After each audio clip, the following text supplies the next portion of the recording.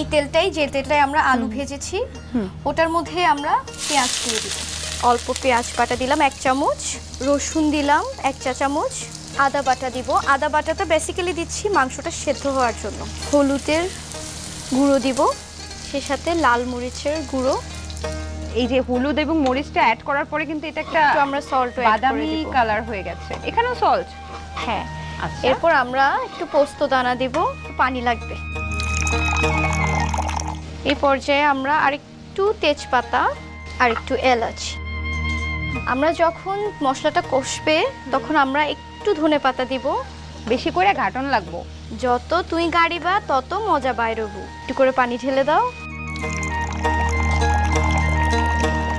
আমি কিছুদিন আগে তোমার একটা ভিডিও দেখেছি, হ্যাঁ, দেখে আমাকে একটু একটা কোশ্চেনের আনসার আর কি, আসলে আমি জানি না, একটু বলবে যে কোন কোশ্চেন তোমার লাগবে বলো, ভাবে তোমার আইসিইউর ফুল মিনিংটা আমাকে একটু বলে শোনাও যদি। মানে এখন এটা কেন?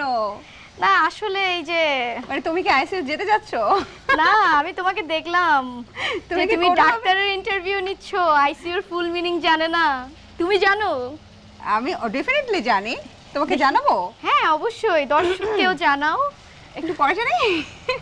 আচ্ছা, হাই বলছি ইন্টেনসিভ কেয়ার ইউনিট তোমার যদি কখনো যেতে হয় অবশ্যই আমি নিয়ে যাব, সেখানে তোমাকে নিবিড় পর্যবেক্ষণে রাখা হবে। তুমি ভিডিওটা করে কিছু শিখেছো ননদিনী, তাহলে ইন্টেলিজেন্ট আছে। এই চিকেনগুলো তুমি এখন এখানে ঢেলে দিবে।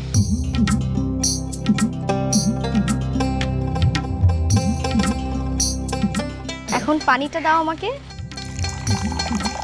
এখন আমরা এই আলুগুলোও দিয়ে দিলাম।